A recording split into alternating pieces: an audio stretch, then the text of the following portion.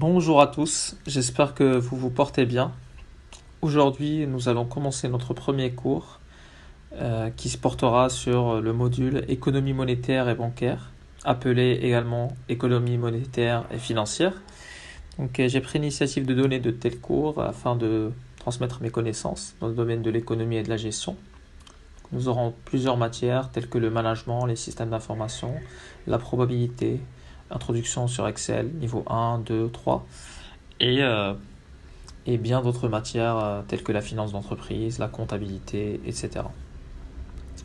Donc première des choses à savoir, c'est que l'économie monétaire et financière, c'est une matière d'économie qui qui est macroéconomique, qui s'intéresse à un phénomène macroéconomique, qui est la monnaie, son impact sur la politique d'un pays, sur l'économie d'un pays, et quel est l'impact de cette monnaie sur les affaires étrangères, les exportations, les importations, sur les marchés financiers, sur l'investissement au sein d'un pays, etc. Donc, première des choses, une petite introduction de la monnaie avec un petit peu d'histoire. Donc, il est très bon à savoir que la monnaie et le mot monnaie, il a des usages variés, mais il a un sens précis. Donc, pour les économistes, il est donc utile de préciser en quoi ce sens diffère de l'usage courant. On peut dire que les économistes définissent la monnaie comme tout ce qui est généralement accepté en paiement des biens et services ou en remboursement de dettes. Donc, à travers l'histoire, la monnaie a connu plusieurs formes, en passant de la monnaie marchandise à la monnaie scripturale ou électronique, ou même également le bitcoin maintenant que l'on voit, qui est une forme de monnaie aussi. Donc, il ne faut pas également confondre le troc avec la monnaie marchandise, parce que le troc, c'est l'échange de biens contre biens. Par contre, la monnaie marchandise, c'est un bien fortement désiré par la population qui servira d'unité de compte. Nous verrons ça par la suite. Donc ça, c'est une petite introduction. Nous sommes passés de la monnaie marchandise à la monnaie frappée, à la monnaie papier, qui est par exemple les bons de trésor, et par la suite à la monnaie scripturale, qui, comme son nom l'indique, est une monnaie scriptée, écrite. Donc, première chose à savoir, c'est que la monnaie, pour qu'elle soit vraiment une monnaie réelle, et non pas une monnaie partielle, elle doit répondre à 3 fonctions. Donc, ces fonctions sont très importantes. La première est la fonction d'unité de compte, c'est-à-dire que la monnaie va nous être utile à compter, à définir la valeur d'un bien, à également faciliter les transactions du fait que, par exemple, si on dispose de 100 dollars et qu'on connaît la valeur d'un bien, on n'hésitera pas à l'acheter et on n'entrera pas dans la négociation, chose qui ne se faisait pas auparavant à l'époque où on ne disposait pas d'une monnaie qui avait vraiment une unité de compte précise. On prend l'exemple du troc, de la monnaie marchandise, où par exemple avant d'effectuer une transaction, il fallait compter tellement et passer beaucoup de temps avant d'effectuer une transaction, ce qui nous causait des coûts de transaction. Je prends l'exemple du prix Nobel 2009 Williamson. Et donc ces coûts de transaction, c'est autant de temps que l'on perd à négocier, c'est autant de temps que l'on perd à produire. Donc de ce fait, c'est une fonction très très importante pour qu'une vraie monnaie, une monnaie soit complète et réelle. La deuxième fonction, c'est la fonction de moyen de paiement. Donc comme nous le savons, je pourrais par exemple définir cette fonction comme étant la première fonction en termes de hiérarchie. Donc c'est la première des choses que l'on voit lors de l'utilisation d'une monnaie, c'est que une monnaie est utilisée pour effectuer des transactions. Donc la monnaie est échangée contre des biens qui à leur tour sont échangés contre cette monnaie. Et de ce fait, c'est une fonction qui est très simple, mais qui reste la première en termes de hiérarchisation par rapport à ces 3 fonctions. La troisième fonction, c'est la fonction de réserve de valeur, c'est-à-dire que la monnaie que l'on utilise lors d'une transaction doit préserver sa valeur d'une transaction à une autre. C'est-à-dire que si je dispose de 100 dollars et que j'achète avec ces 100 dollars durant une semaine tel bien, si je veux effectuer la même transaction la semaine d'après ou le mois d'après, je dois acheter approximativement la même chose. Si cela n'est pas effectué, c'est que cette monnaie ne préserve pas vraiment sa valeur d'une transaction à une autre.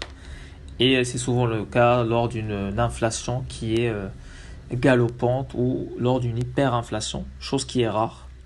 dans notre économie, sauf en cas de catastrophe naturelle, de guerre, etc.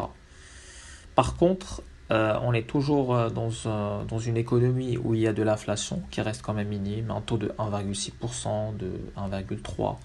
Donc si on ne parvient pas vraiment à acheter la même chose, mais comme je l'ai cité, il faut vraiment acheter approximativement la même chose. C'est-à-dire, dans une période donnée, on peut acheter des légumes parce qu'ils sont en excédent.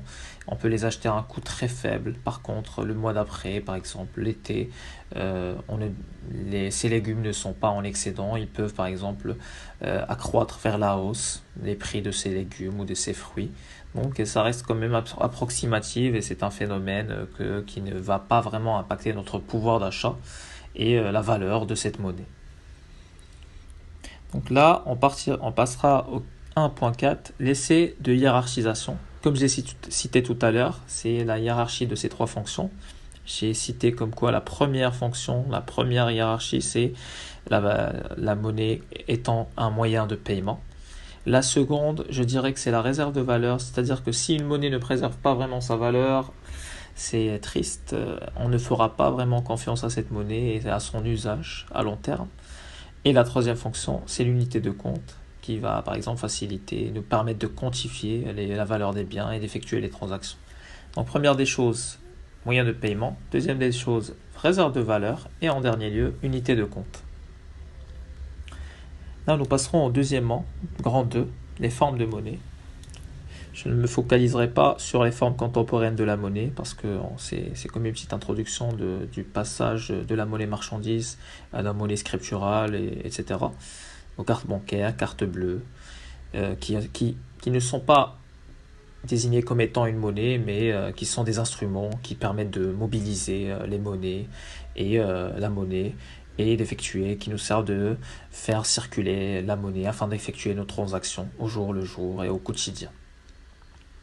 Donc je dirais que la première forme de monnaie qu'a connue l'histoire, c'est la monnaie marchandise, à ne pas confondre avec le troc, qui n'est pas une forme de monnaie, parce que le troc n'est pas une monnaie, c'est un échange de biens contre biens. Par contre, la monnaie marchandise, c'est un bien fortement désiré par la population qui va nous servir d'unité de compte. Il a connu plusieurs formes. On peut désigner, par exemple, dire que la farine, le blé, le sel étaient une forme de monnaie marchandise. L'or, l'argent, le cuivre également, ce sont des formes de monnaie marchandise parce que ce sont des marchandises, ce sont des métaux précieux, mais qui restent des marchandises. On pourra également dire que ces métaux précieux ont été également appelés des monnaies métalliques, parce que c'est du métal. Et il y en a qui les décomposent en deux, il y en a qui disent que les deux sont des monnaies marchandises. Moi je dirais que c'est les deux, c'est des monnaies marchandises. Donc le fait de passer de la monnaie marchandise, il y aura l'invention du billet de banque qui verra le jour en premier lieu par le biais du fait que quand on disposait d'un stock d'or, on les déposait auprès d'une banque afin d'avoir des bons de trésor qui nous permettaient d'effectuer des transactions. Ça facilitait les transactions afin d'éviter le port de cette quantité d'or, donc les coûts de transport, etc. Et pourquoi pas le vol, éviter le vol. Donc c'est une première forme de monnaie, de billet de banque, qui va faciliter les transactions, mais par la suite il y aura un souci à ce niveau du fait que la quantité de bons de trésor en circulation était excédentaire, c'est-à-dire elle était plus élevée que le stock d'or qui était au sein des banques, auprès des banques, et d'où la création du nouveau système industriel bancaire que nous connaissons de nos jours, et qui est l'octroi de crédit de la part des banques. Comme nous le savons, les banques, par exemple, lorsqu'elles nous octroient un crédit actuellement, elles ne disposent pas vraiment de la somme qu'elles octroient à l'ensemble des ménages et des agents économiques ou aux entreprises. Elles, par exemple, on pourra dire qu'elles disposent d'une somme de 5 milliards d'euros, mais elles peuvent octroyer des crédits allant jusqu'à 10 milliards d'euros. Ça peut également être un fait de crise, mais c'est comme ça que ça se passe. Donc c'est le passage à la révolution industrielle qui se dessine de ce sorte-là. Donc 2.4, on passera à la monnaie fiduciaire, Comme son nom l'indique, fiduciaire vient du mot latin fidus, qui signifie confiance. C'est-à-dire que c'est une forme de monnaie qui repose sur la confiance des individus envers celle-ci. Donc, si on en prend l'exemple du billet de 100 euros, bon, des billets de banque octroyés par la Banque centrale, la BCE. En Europe, je prendrai l'exemple de la BCE, sinon la Fed aux États-Unis. Donc, ce sont des billets qui reposent sur la confiance que l'on a envers ces institutions. Donc la valeur de ce billet ne signifie pas vraiment la valeur qui est dans ce billet, qui est marquée sur ce billet. 100 euros ne veut pas dire que vraiment le billet vaut 100 euros, mais la confiance reposée sur cette valeur, c'est celle qui nous permet d'effectuer ces transactions. Et cette monnaie fiduciaire donc, illustre la confiance que l'on a dans le système auprès des institutions qui se chargent de créer ces billets, de faire la planche à billets, tout simplement. Donc là, nous venons de voir les formes de la monnaie. Je préfère m'arrêter à ce point-là pour par la suite voir les conceptions de la monnaie comme étant un actif, une institution, et voir plus que ça. Et par la suite aux propriétés de la monnaie pour finalement passer au chapitre 1 qui est les marchés des capitaux. Donc j'espère que ma première vidéo de telle sorte vous a été utile et je n'hésiterai pas à mettre la seconde vidéo peut-être demain ou après-demain. Donc je me contenterai de faire des petites vidéos assez courtes d'une quinzaine de minutes et pour le reste nous verrons ce qu'il en est. Si vous avez des questions concernant cette première introduction à la matière, n'hésitez pas à m'envoyer des messages ou des commentaires. N'hésitez pas également à partager ma chaîne YouTube à vos collègues, vos amis, pour les gens qui sont intéressés. Et pour finir, je vous remercie et je vous souhaite une très très bonne journée.